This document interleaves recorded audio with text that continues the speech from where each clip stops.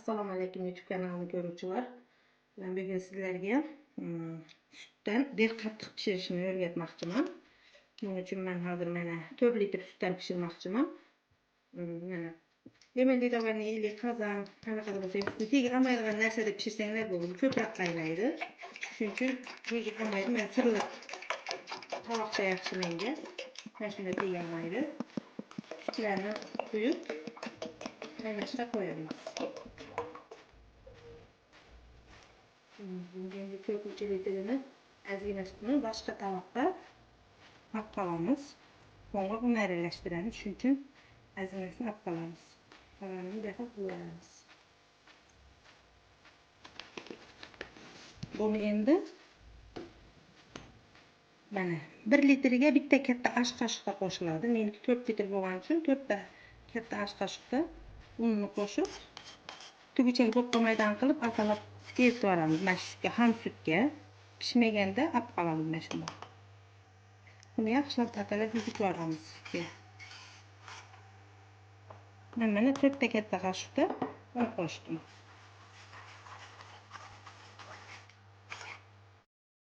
Biraz pishishga kelyapti mana tangacha qilib. Ko'pik bu mana endi bunga boyagi olib qo'ygan un atalagan sutim, ham sutga un atalaganman.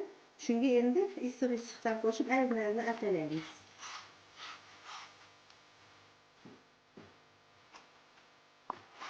Bu ichidagi unimiz qo'yamizdagi sutga 10-15 minut qaynaydi ichida. Shunda uni ham pishib ketadi.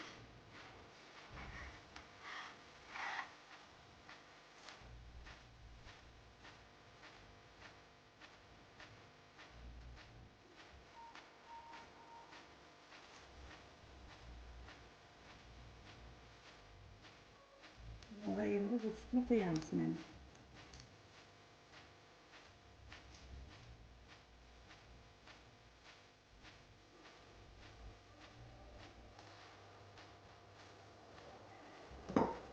Hozir endi ichida ham suti bor. Uni bilan qaynab chiqadi. Bu qaynab chiqquncha sal-sal atalab turamiz buni. Tagiga tortib ketmaslik kerak uni.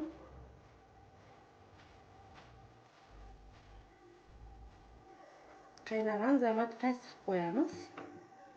Past qilib qo'ygan holatda 15 minut qaynaydi. Uni shunda pishadi ichida. Sal-sal shapirib turamiz. Birdaniga toshib ketmaslik kerak.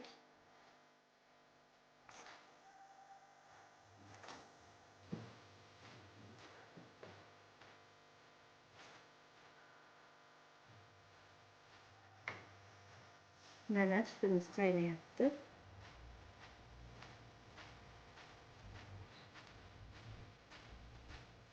Tegini pasaytiramiz.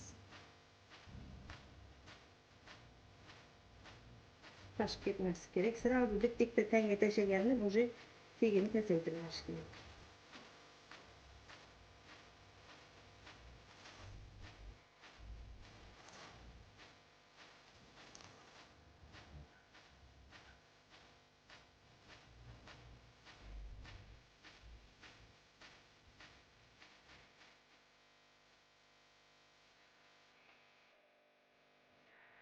Shunday birdek miltillatib qaynatib qo'yish kerak.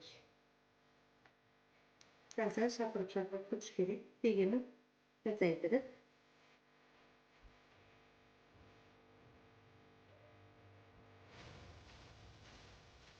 Mana shunday past qilib qaynatib 15 minut qo'yib qo'yamiz.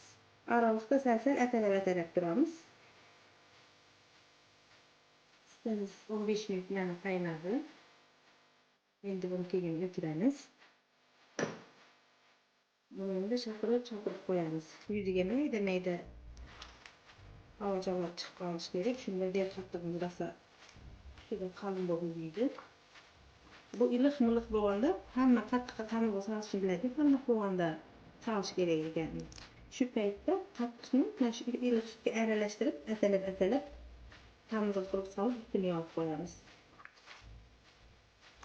5 minut mana shapirib turdim. Tegini o'chirganimdan keyin mana shunda sut havolari chiqib turishi kerak. Shunda yuzida der qattiq yurganda qalin bo'lib uriydi. Bu sütlerini mana mesela ortasını da açıp koyamız dersen hadi hamurunu meşte salamız. 40 gradus ılıklıkta salamız. Ölçeydiğeni barlar olsa gradusda salıp ölçersin. Ölçeydiğenleri yok olsa sırtından üçlep görsengizden bilinedi. İli içiden kaşıkta teşip üçlep görsenglerim katı saladığın derece olsa bu olur. Kattığımız ilidi. Endi bunu ortasını açıp iligen sürdü. Ben tamızı avaganımıza koyamız bunu. Aralashtirib koyamiz. Ushbu marta iliq sutdan olib, keyin o'ziga qaytarib qo'yamiz tamizdan.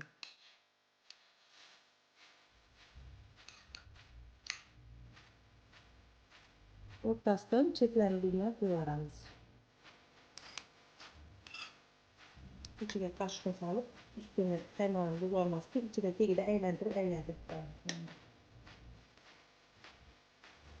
Hammayani birdek yuzaydi şimdi. Hali 2 saat turadi bunimiz. Açgandan keyin yuzini qatirib qo'yamiz. Xolodilnikka solib qo'yamiz buni olgandan keyin 2 soat turgandan keyin. Qatiqni yuvilgani bilinadi. Yuvilgandan keyin olib xolodilnikka solib qozongacha qo'yib qo'ysak, bir qattiqi qashqaqlab yuviydi. Buni ustiga lagan qo'yib, issiq qilib o'rab qo'yamiz.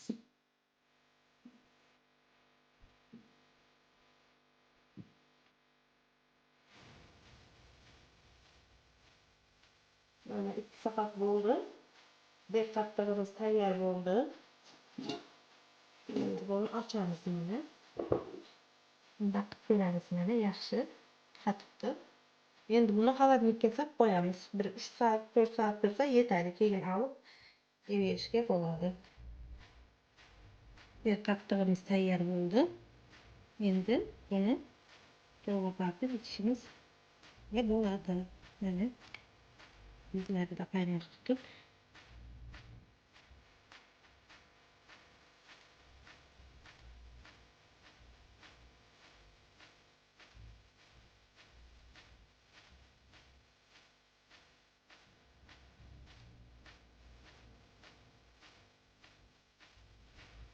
hammaga yoqimli ishtaha. Keyingi videolarda uchrashguncha sog'lom bo'linglar.